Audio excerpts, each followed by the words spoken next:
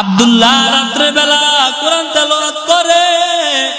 আরো কেমনে কোরআন তেলাওয়াত করে, আস্তে আস্তে কোরআন তেলাওয়াত করে না। ওই আব্দুল্লাহ জোরে জোরে চিল্লায়া চিল্লায়া কোরআন তেলাওয়াত করে। পরের দিন আসহাবে সুফফার লোকেরা আমার আপনার নবীর কাছে চলে যায়।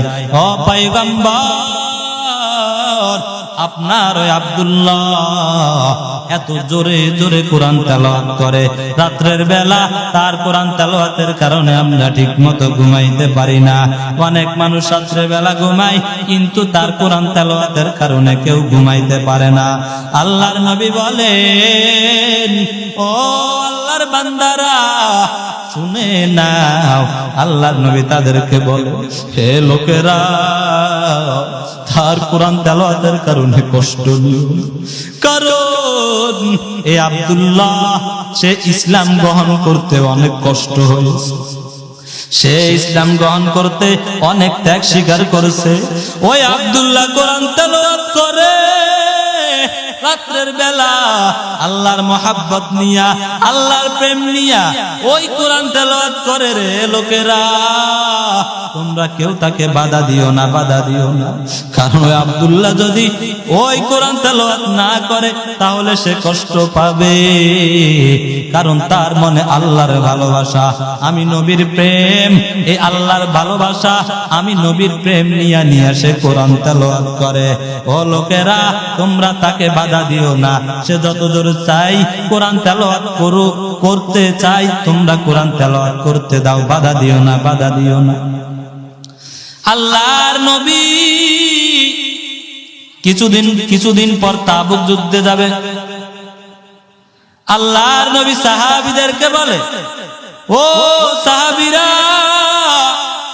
তোমরা কে কি পারবা তাবুক যুদ্ধের জন্য জমা দাও। সব সাহাবীরা এক একজনে তাদের সামর্থ্য অনুযায়ী এক একটা তাবুক যুদ্ধের জন্য যখন জমা দেয়। ও আব্দুল্লাহ, তার তো কিছুই নাই, সে তো খালি, সে তো একজন গরিব সাহাবী, আসহাবে সুফফায় থাকে, তার কাছে তো কিছুই নেই। আব্দুল্লাহ ডাক দিয়া বলে, ও পয়গম্বর, আমার কাছে তো দেওয়ার মতো কিছুই নাই। ও পয়গম্বর, আমি কি দিব আমি জানি না, তবে গো নবী আমার, আপনি আল্লাহর কাছে দোয়া করেন, আমি আব্দুল্লাহ যেন ওই তাবুক যুদ্ধে যায় যেন শাহাদাত বরণ করতে পারি। আমার কিছু দেওয়া লাগবে না গো নবী, কিছু যদি নাও দিতে পারি, একটা দোয়া আপনি আল্লাহর কাছে করেন যেন আমি ওই যুদ্ধে যাইয়া যেন শহীদ হতে পারি। এইবার আল্লাহর নবী বলে, ও আব্দুল্লাহ, না না, তোমার শহীদ হওয়া লাগবে না। আল্লাহর নবী সাথে সাথে দুইখানা হাত উপরে উঠাইয়া দিলেন, আল্লাহর কাছে উঠাইয়া দিয়া বলেন, ও দয়ার মালিক, ওই আব্দুল্লাহ শহীদ হইতে চাইছে, তার বড় তামান্না, তার বড় আশা, সে যুদ্ধে যায় শহীদ হবে। তবে রে মালিক, আমি দোয়া করতেছি, ও আল্লাহ, ওই আব্দুল্লাহর রক্ত যেন কাফেরদের জন্য হারাম হয়ে যায়, ওই আব্দুল্লাহ যেন ওই তাবুক যুদ্ধে না যাওয়া লাগে, তাবুক যুদ্ধে যায় যেন শহীদ না হওয়া লাগে, শহীদ না হইলেও সে যেন শহীদের সওয়াব পায়। এইভাবে যখন দোয়াটা করেছে, কবুল করে নিয়েছেন কে? আরো জোরে বলেন কে? এইবার আব্দুল্লাহ দুই চোখ দিয়া পানি পড়ে, আব্দুল্লাহ কান্না করতেছে, ও পয়গম্বর, আমি কি বললাম, কি দোয়া করতে বললাম, আর আপনি আল্লাহর কাছে কি দোয়া করলেন গো নবী? এইটা কেমন দোয়া করলেন? কারণ আমার তো আশা আমি শহীদ হব, আমার তামান্না ওই যুদ্ধে গিয়ে আমি আমার রক্তটা ওখানে ঢেলে দিব, আপনি এটা কেমন দোয়া করলেন গো নবী? এইবার আল্লাহর নবী জানাইয়া দেয়, ও আব্দুল্লাহ, তুমি তো আল্লাহর কাছে দোয়া করলা তুমি যেন শহীদ হও, তুমি যেন আল্লাহর রাস্তায় তোমার রক্ত বিলাই দিবা, এটাই তো চাইছো। বলে হ্যাঁ নবী। এইবার আমার আপনার নবী ডাক দেয়া বলে, ও আব্দুল্লাহ, তোমার মনে ছিল শহীদ হওয়া, আশা ছিল শহীদ হওয়া, তবে রে আব্দুল্লাহ, ওই জিহাদের ময়দানে তোমার যাওয়া লাগবে না। জিহাদের ময়দানে যাওয়া ছাড়া তুমি যদি এমনি জ্বর আক্রান্ত হয়ে মারা যাও, পেটে ব্যথাও যদি মারা যাও, কোন রোগের কারণেও যদি তুমি মারা যাও, ও আব্দুল্লাহ, আল্লাহ পাক রব্বুল আলামিন তোমাকে শহীদ হওয়ার সওয়াব দান করবেন। अल्लाह अल्लाह तू मेरा माबूद है, अल्लाह अल्लाह तू मेरा माशूक है, अल्लाह अल्लाह तू मेरा गफ्फार है, अल्लाह अल्लाह तू मेरा सत्तार है, अल्लाह अल्लाह मुझे से मुझको दूर कर, ताके देखो मुझ में तुझको एक नजर। আল্লাহর নবী বলে, ও আব্দুল্লাহ, তুমি যদিও ওই জিহাদের ময়দানে যায়া যদি শহীদ না হও, কোন রকম যদি এমনি মারা যাও, আল্লাহ পাক রব্বুল আলামিন তোমাকে শহীদের সওয়াব দিয়ে দিবে। আল্লাহর নবী ওই তাবুকের যুদ্ধে চলে গেলেন। ওই তাবুকের যুদ্ধে যাওয়ার পর, ওই তাবুকের যুদ্ধে যাওয়ার পর আল্লাহর নবী ওখান থেকে যখন যুদ্ধ করতেছে, যুদ্ধ শেষ করে বিজয় লাভ করে যখন চলে আসবেন, আসতেছে অনেক দূরের পর, হঠাৎ করে নবীর কানে আওয়াজ, ও পয়গম্বর, আপনার আদরের সাহাবী, আপনার সেই মায়ার সাহাবী আব্দুল উজ্জার পরিবর্তন না আব্দুল্লাহ রাখছেন, ওই আব্দুল্লাহ তো দুনিয়াতে আর নাই। আল্লাহর নবীর চোখ দিয়া সাথে সাথে পানি ঝরতেছে। আল্লাহর নবী বলে, ওই আব্দুল্লাহর জানাজা দুনিয়াতে আর কেউ পড়াবে না, ওই আব্দুল্লাহর জানাজা স্বয়ং আমি নিজে নবী পড়াবো। আল্লাহর নবী ওই দূর থেকে চলে গেল, আব্দুল্লাহর জানাজা নবী নিজেই পড়াবে। নবী চলে গেল, যাওয়ার পর সাহাবীদেরকে বলতেছে, ও সাহাবীরা, ওই আব্দুল্লাহকে তাড়াতাড়ি গোসল দাও, তবে গোসল যে দিবা আস্তে আস্তে দিবা, আব্দুল্লাহর লাশে যেন কোনো কষ্ট না পায়, আদবের সাথে দিবা। আল্লাহর নবী বলে, ওই আব্দুল্লাহর জানাজা আমি নিজে পড়াবো। আব্দুল্লাহর জানাজা কেউ পড়াবে না। ওই আব্দুল্লাহর লাশ যখন গোসল দেওয়া হয়ে যায়, গোসল দেওয়ার পর নবী নিজে আব্দুল্লাহর জানাজা পড়ে। আব্দুল্লাহর জানাজা পড়ানোর পর নবী সাহাবীদেরকে বলে, ও সাহাবীরা আমার, আব্দুল্লাহর লাশ কবরের ভিতর কেউ নামাতে পারবে না। সাহাবীরা বলে, কে নামাবে? বলে, আমি নবী স্বয়ং নিজেই নামাবো। সুবহানাল্লাহ বলবেন না? আজকে আমরা গুনাহ করতে করতে এমন হয়ে গেছি,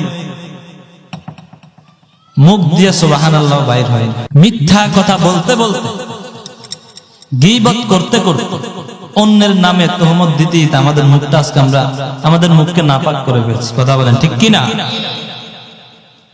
কারণ মুখ দিয়ে আজকে আমাদের ভালো কথা বাইর হইতে চায় না। কিভাবে বাইর হবে? বাইর হবে কিভাবে? কারণ এই মুখ দিয়া দোকানে বসে চা খায়, অমুকে কি করছে, তমুকে কি করছে, শুরু হয়ে যায়। আরে ভাই, নিজের দিকে দেখে, তুমি নিজে কি করছো? এই মুখ দিয়ে আমরা অন্যের গীবত শিকায়ত করতে করতে মুখটাকে নাপাক করে ফেলছি। নবী কি বলেন? যে আব্দুল্লাহকে কবরে রাখবে কে? আমি নবী নিজে রাখব। আল্লাহর নবী বলে, ও আবু বকর, ও ওমর, আমি নিজ হাতে ওই কবরে আব্দুল্লাহকে রাখবো। ডান পাশে তুমি আবু বকর থাকবা, বাম পাশে আপনি ওমর থাকবেন। এইভাবে দুইজনকে দুই পাশে দাঁড়া করে সামনে নবী নিজে হাতে ওই আব্দুল্লাহকে রাখে। ওই আব্দুল্লাহকে রাখার পর আল্লাহর নবী বলে, ও আল্লাহ, আব্দুল্লাহকে কবরে রাখলাম, এই কবরে রাখা পর্যন্ত আমি আব্দুল্লাহর উপর সন্তুষ্ট। বলেন সুবহানাল্লাহ। ও আল্লাহ, বাকিটা আমি তোমার জিম্মায় দিয়া দিলাম। আল্লাহর নবীর বড় বড় সাহাবীরা বলে, আহারে, এই আব্দুল্লাহর জায়গায় যদি আমি থাকতাম কতই না আমার ভাগ্য ভালো হতো। আবু বকরের মতো, ওমরের মতো জান্নাতের সার্টিফিকেট পায়াও তারাও একই কথা বলে। কারণ যে আব্দুল্লাহর ব্যাপারে নবী স্বয়ং বলে, এই পর্যন্ত আমি আব্দুল্লাহর উপর সন্তুষ্ট, তাহলে তো ওখানে আর কোনো কিছু থাকতে পারে না। যেখানে আল্লাহর নবী বলে আমি এর উপর সন্তুষ্ট, তার উপরে আল্লাহ সন্তুষ্ট হবে কি হবে না? আরো জোরে বলেন, হবে কি হবে না? এ নবীর উম্মত, এই জন্য সাহাবীরা, বড় বড় সাহাবীরা বলে, ও আল্লাহ, এই জায়গায় যদি আমি থাকতাম আমার ভাগ্যটা কতই না ভালো হতো। এ নবীর উম্মত, ওই সাহাবীদের ঈমান কেমন ছিল? ঈমান আনার কারণে মা বাবা ত্যাগ করছে, আত্মীয় স্বজন ত্যাগ করছে, টাকা পয়সা সব কিছু ত্যাগ করার পরও এটা বলে নাই, ও চাচা আমি থেকে যাব, ঈমান চাইরা দিলাম, আমাকে সব ফিরায় দাও। তারপরও বলে নাই, একমাত্র আল্লাহর আর তার নবীর মহব্বত নিয়ে চলে আসছে। আজকাল আমাদের ঈমান 500 টাকার কাছেও বিক্রি হয় কি হয় না? আরো জোরে বলেন, হয় কি হয় না? কেমন ঈমান, কেমন ঈমানদার, যে ঈমান 500 টাকার নোটের কাছে বিক্রি হয়ে যায়, যে ঈমান 100 টাকার কাছে বিক্রি হয়ে যায়, যে ঈমান একটা চায়ের কাছে বিক্রি হয়ে যায়। একটু চিন্তা করেন, সাহাবীদের ঈমানের দিকে তাকান, সাহাবীদের ঈমান কেমন ছিল? সব কিছু ত্যাগ করে দিতে পারে, কিন্তু ঈমান ত্যাগ করতে পারে না। এটাই তো সাহাবীদের ঈমান। ওই সাহাবীদের মতো ঈমান আমার আপনার দরকার আছে না নাই? তাহলে নামাজ ছেড়ে দিতে হবে। ঈমান আনার পর নামাজ পড়া লাগবে কি লাগবে না? লাগবে। এ যুবক ভাই, ঈমানদার দাবি করো, মুসলমান দাবি করো, নামাজ পড়ো না, একটু বলো এটা কেমন ঈমানদার? মুসলমান দাবি করে নামাজ ছাড়তে পারে না, না, মুসলমান দাবি করে নামাজ ছাড়তে পারে না। ওই সাহাবীরা ঈমান আনার পর নবীর জন্য সার্বক্ষণিক পাগল ছিল। ওই সাহাবীরা ঈমান আনলো, নিজের জীবনটা কোরবান করে দিয়েছে। কিন্তু আমরা ঈমান আনার পর আমাদের কোনো পরিবর্তন নাই, ঈমান আমাদের নতুন করে আনা লাগে নাই। মুসলমানের ঘরে আমরা জন্ম নিছি, কিন্তু তারপরও আমাদের ঈমানটাকে আমরা সাজায় রাখতে পারি না। এরে আল্লাহর গোলাম, ওই সাহাবীদের ঈমানের দিকে তাকাও। আল্লাহর নবী একবার 10 জন গোয়েন্দা বাহিনী পাঠাইছে। 10 জনের বাহিনী কয়জন? 10 জনের একটা এলাকায় পাঠাইছে, বলে যাও তোমরা অমুক এলাকায় গিয়ে কিছু তথ্য সংগ্রহ করে আনবা। তার মধ্যে থেকে একজনকে আমির বানায়া দিছে, একজনকে নেতা বানাইছে। ওই নেতার নাম, ওই আমিরের নাম হলো আসিম ইবনে সাবেত। আসিম ইবনে সাবেত এই 10 জনের নেতা, এই 10 জনের আমির। এই 10 জন রওনা দিয়া দিল। এই 10 জন অমুক এলাকায় যাইবে, তথ্য সংগ্রহ করে আনবে। 10 জন রওনা দিয়া দিল। কিছু দূর যাওয়ার পর বনু হুজাইল গোত্রের ভিতরে একটা এলাকার লোকে খবর পাইল, ওই বনু হুজাইলের মধ্যে একটা গ্রামের নাম ছিল লাহিয়ান। ওই লাহিয়ানের কিছু লোক তারা বলা বলি করতে লাগলো, ওই যে মদিনা থেকে মনে কিছু মুসলমান বের হয়ে যাইতেছে কোথাও। আলাপ আলোচনা করে তারা 200 তীরন্দাজ বাহিনীকে পাঠিয়ে দিল তাদেরকে দাওয়া করার জন্য, তাদেরকে ধরার জন্য। তারা সবাই তাদের পদচিত্র দেখে দেখে চলতে লাগলো, পায়ের চিহ্ন দেখে দেখে তাদেরকে অনুসরণ করতেছে। আগেরকার মানুষরা পায়ের চিহ্ন দেখে দেখে পথ বাহির করতে পারত, মরুভূমির পথ, এমন পাকা রাস্তা ছিল না, আর তাদের বুদ্ধিও ছিল মোটামুটি ভালো। তারা পায়ের চিহ্ন দেখে তারা বুঝতে পারে এইটা কোন দিকে যাইতে পারে। কারণ আগেরকার লোকেরা যদিও কাফের হয়, তারা চোখ, দেমাগ, জ্ঞান, মেধা তারা মোবাইল দেখে দেখে নষ্ট করে নাই। কথা বলেন ঠিক কিনা? এখন যদিও আপনার মেধা একটু ভালো থাকে, মোবাইল এত পরিমাণে দেখেন, এত পরিমাণে মোবাইল দেখেন, দেখে দেখে আপনার মাথাটাকে নষ্ট করে দেয়। বুদ্ধি, মেধা দেন কিছুই থাকে না একটা যুবক, থাকবে কেমনি সারা রাত মোবাইল? ওই লোকেরা মুসলমানদের পায়ের চিহ্ন দেখে দেখে ওই মুসলমানদের অনুসরণ করতেছে, কোথায় পাওয়া যাবে। কিছু দূর যাওয়ার পর দেখতেছে কিছু খেজুরের বীজ, খেজুরের বীজ হাতে নিয়ে তারা বুঝতে পারছে এটা ইয়াসরিবের মদিনার খেজুরের বীজ। কারণ তারা খেজুরের বীজ কোন দেশের খেজুরের বীজ কেমন হয়, ইয়ামানের খেজুরের বীজ কেমন হয়, মদিনার খেজুরের বীজ কেমন হয়, মক্কার খেজুর কেমন হয়, খেজুরের বীজ কেমন হয়, তারা দেখলেই বলে দিতে পারে। তারা খেজুরের বীজ যখন দেখছে তারা বুঝতে পারছে যে এটা তো মদিনার খেজুর। কারণ ওই যে 10 জন বাহিনী সাহাবীরা যে গেছে, তারা পথের মধ্যে উসমান ও মক্কার মধ্যবর্তী একটা স্থানে, হাত নামক স্থানে তারা বসছে, কিছুক্ষণ বিশ্রাম নিছে, কিছু খেজুর খাইছে, নাস্তা করছে। ওখানে খেজুর বীজগুলো ফালায় রাখছে।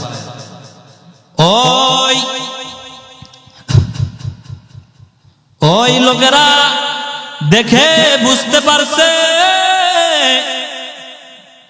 নিশ্চয় এরা মদিনার লোকেরাই খেজুর খাইছে, অতএব এরা এই দিকে যাইতে পারে। তারা তাদের পায়ের চিহ্ন দেখে দেখে এবার রওনা দিয়ে দিল ওই দিকে। ওই 10 জনের আমির, 10 জনের নেতা আসিম ইবনে সাবিত বুঝতে পারছে, তাদেরকে দাওয়া করতেছে, তাদেরকে ধরতেছে। 200 তীরন্দাজ বাহিনী রওনা করছে। তারা বুঝতে পারছে তাদের উপর হামলা করবে, তারা বুঝে গেছে। তারা যখন বুঝে গেল, এইবার আসিম ইবনে সাবিত বলে, ও আমার সৈন্যরা, ও আমার লোকেরা, আমাদেরকে দাওয়া করবে, অতএব আমরা এই নিচু স্থানে থাকা যাবে না, থাকতে পারবো না। ওই যে উপরে একটা জায়গা আছে, আমরা সবাই মিলে মিলে ওখানে উঠে যাই। আসিম ইবনে সাবিত তার সাথী সৈন্যদেরকে নিয়ে উপরের জায়গা যখন উঠে যায়, ওই জায়গায় ওঠার পর, ওই জায়গা যখন উঠে যায়, ওই কাফেররা চতুর্পাশে বেষ্টন করে ফেলে। চতুর্পাশে বেষ্টন করার পর আসিম ইবনে সাবিত বুঝে গেছে আমাদেরকে আর তারা জীবিত রাখবে না। কিন্তু ওই কাফেররা 200 তীরন্দাজ বাহিনী সবাইকে বলে, তোমরা উপর থেকে নিচে নেমে যাও, আমরা তোমাদের সাথে ওয়াদা দিতেছি, প্রতিশ্রুতি দিতেছি, তোমরা নিচে নেমে যাও, আমরা তোমাদের কাউকে কিছু করব না, নিজে সুন্দর করে নিচে নেমে যাও। কিন্তু আসিম ইবনে সাবিত বলে, আল্লাহর কসম, তোমাদের এই ওয়াদার কোনো বিশ্বাস নাই, তোমরা বিশ্বাসঘাতকতা করতে দেরি করবে না, অতএব আমরা কেউ নামবো না। আমাদের জান যদি চলে যায় এখানে চলে যাব, কিন্তু আমরা তোমাদের কাছে মাথা নত করব না, নিচে নামবো না। আসিম ইবনে সাবিত বলে, ও দয়ার মালিক, আমাদেরকে যদি শহীদ করে দেয়, ও আল্লাহ তোমার কাছে একটা আরজি, একটা দোয়া তোমার নবী তো আমাদেরকে গোয়েন্দা হিসাবে পাঠাইছে, তথ্য সংগ্রহ করার জন্য পাঠাইছে। ও আল্লাহ, আমরা যদি এখানে শহীদ হয়ে যাই, আমরা যদি এখানে দুনিয়া থেকে চির বিদায় নিয়ে চলে যাই, ও আল্লাহ তুমি এই খবরটা তোমার রাসূলের নিকট পৌঁছায়া দিও। সাথে সাথে দোয়া কবুল করে নিয়েছেন কে? আরো জোরে বলেন কে? একটাই দোয়া করেছিলেন, আমাদের খবরটা একটু নবীর কাছে পৌঁছায়া দিও। ওই সাহাবীদেরকে যখন বারবার বলে নিচে নামো, নিচে নামো, কিন্তু ওই আসিম ইবনে সাবিত বলে না না, তোমাদের কাছে সারেন্ডার করব না, মাথা নত করব না, নিচে নামবো না। সাথে সাথে ওই তীরন্দাজ বাহিনীরা, ওই কাফেররা সাথে সাথে তাদেরকে তীর নিক্ষেপ শুরু করলো। এইভাবে তীর নিক্ষেপ করতে করতে 7 জনকে মেরে ফেললো। কয়জনকে? 7 জনকে মেরে ফেললো। আসিম ইবনে সাবিত সহ 7 জনই দুনিয়া থেকে চলে গেল। বলেন তো দেখি, তারা কি সাধারণ মৃত্যু নাকি শহীদ হয়েছে? আরো জোরে বলেন। ওয়ালা তাকুলু লিমান ইউকতালু ফি সাবিলিল্লাহি আমওয়াত বাল আহইয়াউ ওয়ালাকিন লা তাশউরুন। আল্লাহ পাক রব্বুল আলামিন বলেন, যারা আমি আল্লাহর রাস্তায় মারা যায় তোমরা তাদেরকে মৃত বলিও না, বরং তারা মরে না, তারা জীবিতই থাকে। বলেন সুবহানাল্লাহ। তারা শহীদ, কারণ তারা তো দুনিয়ার কিছুর জন্য মরে নাই, তারা তো দুনিয়ায় কিছু পাওয়ার জন্য জিহাদে যায় নাই, তারা তো দুনিয়ার ক্ষমতার জন্য ওই দুনিয়া থেকে ত্যাগ করে নাই, তারা তো একমাত্র আমি আল্লাহ রাজি খুশির জন্যই শহীদ হয়েছে। তাদেরকে কি বলা হয়? শহীদ। যারা আল্লাহর রাস্তায় মারা যায় তাদেরকে বলা হয় শহীদ। আসিম ইবনে সাবিত সহ 7 জনেই শহীদ হয়ে গেছে। বাকি আছে আর কয়জন? 10 জন থেকে আর কয়জন আছে? 3 জন। কয়জন? 10 জন থেকে 7 জন শহীদ হইলে আর কয়জন থাকে? এইবার ওই কাফেররা বলে, তোমরা 3 জন নেমে আসো, তোমরা যদি নেমে আসো তোমাদেরকে আমরা কিছুই করব না। খুবাইব রাদিয়াল্লাহু তাআলা আনহু, যায়েদ ইবনে দাসিনা আরো মোট 1 জন, মোট কয়জন? 3 জন। 3 জন যখন নিচে নেমে আসে, 3 জন যখন নিচে চলে আসলো, নিচে আসার পর এইবার তারা তাদের ওয়াদা রাখতে পারে নাই। তারা তাদের ওই তীরের ওই ধনুকের রশি খুলে খুলে এই 3 জনকে বেঁধে ফেলে। অথচ তারা ওয়াদা দিতে কিছু করবে না, কিন্তু বেঈমানদের ওয়াদার কোনো বিশ্বাস আছে? তাদের ওয়াদা কোনো ঠিক রাখে না। এইবার ওই একজন বলে, 3 জনের একজন বলে, তোমরা যেহেতু শুরুতেই বিশ্বাসঘাতকতা করেছো, শুরুতে যেহেতু ওয়াদা ঠিক রাখতে পারো নাই, তোমরা সামনে আরো কত কি করবা জানা নাই। অতএব ওই 7 জন যেই কাতারে গেছে, আমিও চাই সেই কাতারে যাইতে। এই বেঈমানরা আমাকেও শহীদ করে দাও, আমি তোমাদের সাথে যেতে চাই না। ওই বেঈমানরা সাথে সাথে এই একজনকেও শহীদ করে দেয়। এইবার বাকি আছে আর কয়জন? আর মাত্র 2 জন বাকি আছে। হযরত খুবাইব রাদিয়াল্লাহু তাআলা আনহু, আরেকজন হলো যায়েদ ইবনে দাসিনা, আর 2 জন লোক বাকি। এই 2 জন সাহাবীকে তারা মক্কায় বিক্রি করে দিল। কোথায় বিক্রি করছে? মক্কায় বিক্রি করার পর যায়েদ ইবনে দাসিনাকেও শহীদ করে দিয়েছে। বাকি আছে আর কয়জন? আরো জোরে বলেন কয়জন? আর মাত্র একজন বাকি, সে একজন হলো খুবাইব রাদিয়াল্লাহু তাআলা আনহু। ওই খুবাইব রাদিয়াল্লাহু তাআলা আনহুকে আবার হারেসের ছেলেরা কিনে নিছে। হারেসকে বলে হারেস বদরের যুদ্ধে মারা গেছে। ওই হারেসকে বদরের যুদ্ধে এই হযরত খুবাইব রাদিয়াল্লাহু তাআলা আনহু হত্যা করছে। হারেসের ছেলেরা ওই খুবাইবকে কিনে নিছে, কারণ এই খুবাইবরে দিয়া তার বাবার প্রতিশোধ নিবে। ওই হযরত খুবাইব রাদিয়াল্লাহু তাআলা আনহুকে ক্রয় করে নেওয়ার পর তাদের মনে আশা, আমাদের বাবাকে ওই বদরের যুদ্ধে যেহেতু সে শেষ করে দিয়েছে, আমরাও এই খুবাইবরে দিয়া তাকে শহীদ, দুনিয়া থেকে শহীদ করে দিব, দুনিয়ায় তাকেও থাকতে দিব না। এই জন্য তারা ওই হযরত খুবাইব রাদিয়াল্লাহু তাআলা আনহুকে কিনে নিল। হযরত খুবাইব রাদিয়াল্লাহু তাআলা আনহুকে কিনে নেওয়ার পর ওই খুবাইবকে ঠিক মতো খানা দেয় না, ঠিক মতো আহার দেয় না, খানা পানি কিছুই দেয় না। ওই খুবাইবেরকে যে ঘরে আটকায় রাখছে, ওই হারেসের আবার একটা কন্যাও ছিল, মেয়ে ছিল।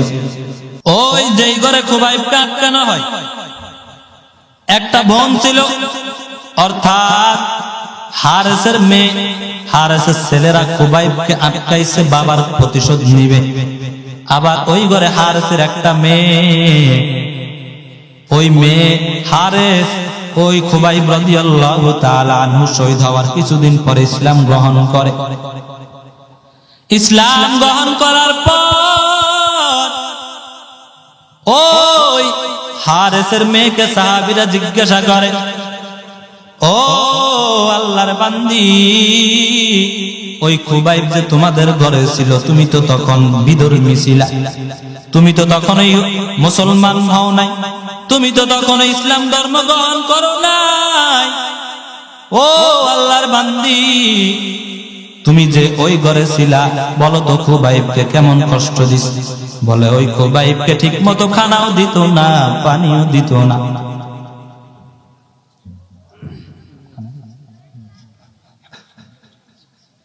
ওই খুবাইবকে খানা দেয় নাই, ঠিক মতো পানিও দেয় না, অনেক কষ্ট দিয়েছে। অনেক কষ্ট দেওয়ার পর একদিন এইবার খুবাইবকে বলে, ও খুবাইব, আজকে তোমাকে শহীদ করা হবে, দুনিয়া থেকে বিদায় করে দেওয়া হবে। এইবার খুবাইবকে বলে, ও খুবাইব, আজকে তোমাকে শূলিতে চড়ানো হবে। বলে তোমার শেষ চাওয়া কি?